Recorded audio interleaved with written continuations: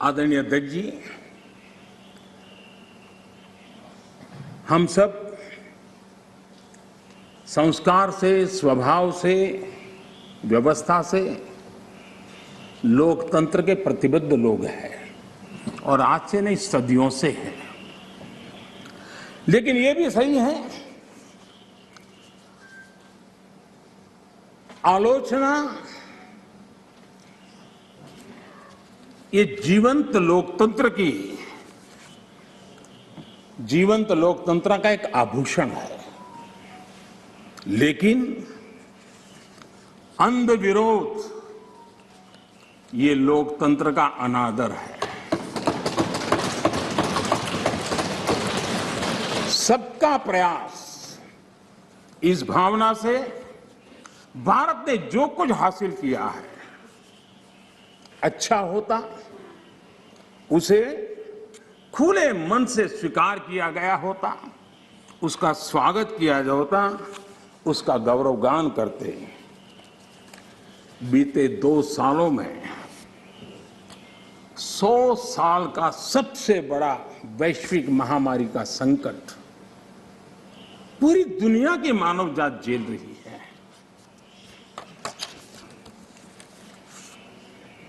जिन्होंने भारत के अतीत के आधार पर ही भारत को समझने का प्रयास किया, उनको तो आशंका थी, इतना बड़ा विशाल देश, इतनी बड़ी आबादी, इतनी विविधता, ये आदतें, ये स्वभाव, शायद ये भारत इतनी बड़ी लड़ाई नहीं लड़ पाएगा, भारत अपने आप को बचा नहीं पाएगा, यही उनकी सोच थी।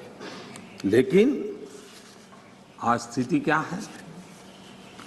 मेड इन इंडिया कोविड टीके, कोविड वैक्सीन दुनिया में सबसे प्रभावी है।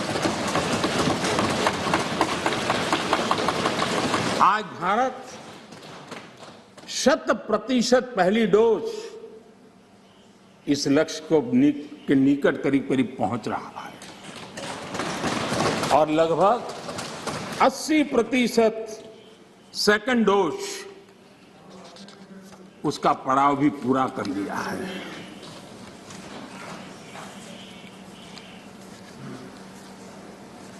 माननीय अध्यक्ष जी, कोरोना एक वैश्विक महामारी थी, लेकिन उसे भी दलगत राजनीति के लिए उपयोग में लाया जाए, क्या ये मानवता के लिए अच्छा है?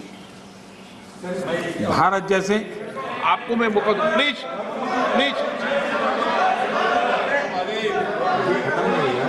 माननीय अध्यक्ष जी, मैंने अधीर रंजन जी आपको पर्याप्त समय, माननीय अध्यक्ष जी,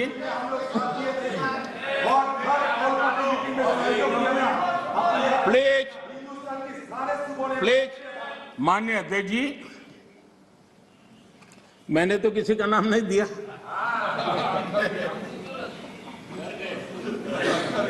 कोई भी टोपी पहन लेने की क्या जरूरत है जी? अरे क्यों? लेकिन जब आप खड़े ही हो गए तो अब मैं नाम दे करके बोलना चाहता हूं। अब आप खड़े ही हो गए हैं तो मैं नाम दे करके बोलना चाहता हूं। इस कोरोना काल में कांग्रेस ने तो हद कर दी।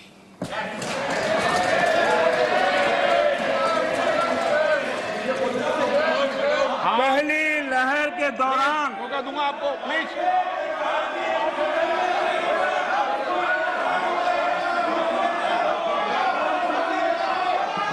देखिए माननीय सदस्य, प्लीज बैठिए, ये तरीका ठीक नहीं है। आपको मैंने पर्याप्त, प्लीज बैठिए, please please please please please.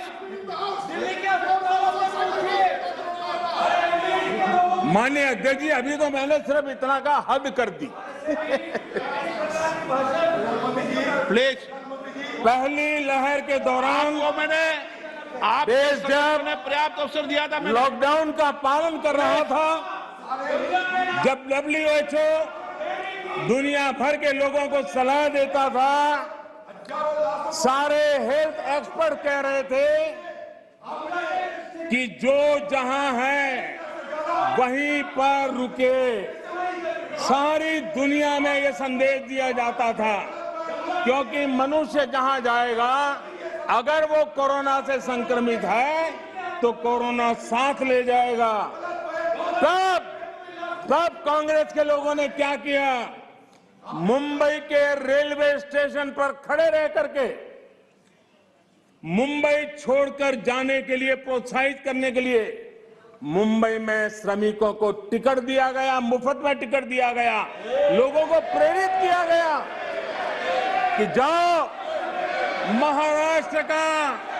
Maharashtra में हमारे पर जो बोझ है वो जरा कम हो, और जाओ तुम उत्तर प्रदेश के हो, तुम बिहार के हो, जाओ वहां कोरोना फैलाओ।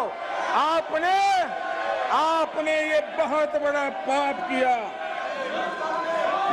अफरा तफरी का माहौल खड़ा कर दिया।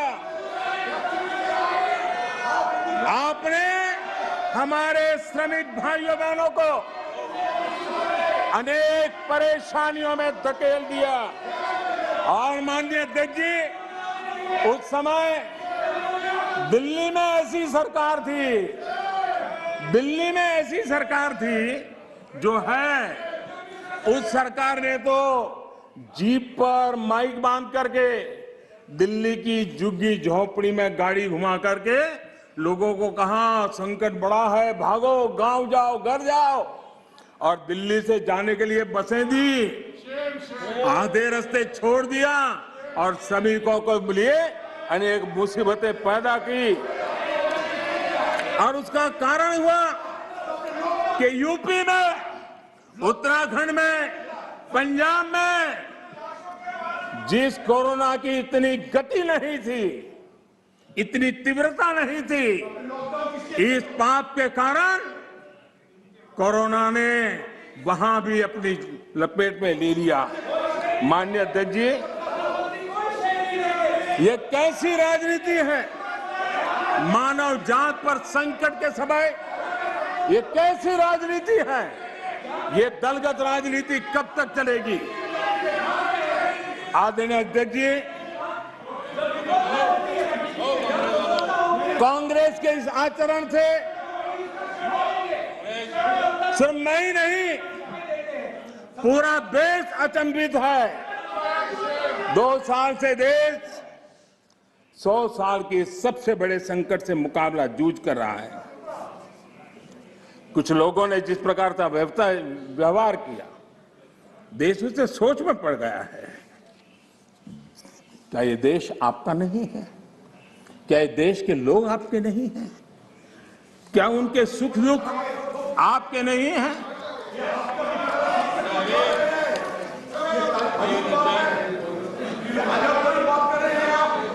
इतनी बड़ी संकट आया, कई राजनीतिक दल के नेता जरा आत्मनिरीक्षण करें। कितने राजनीतिक दल के नेता जो जनता के माने हुए नेता अपने आप को मानते हैं, उन्होंने लोगों को रिक्वेस्ट की हो, अपील की हो, भाई कोरोना का एक ऐसा संकट है, वैश्विक महामारी है, आप मास्क पहनो, हाथ धोना रखो, 2 गज की दूरी रखो। कितने नेता हैं? क्या ये बार बार देश की जनता को अगर कहते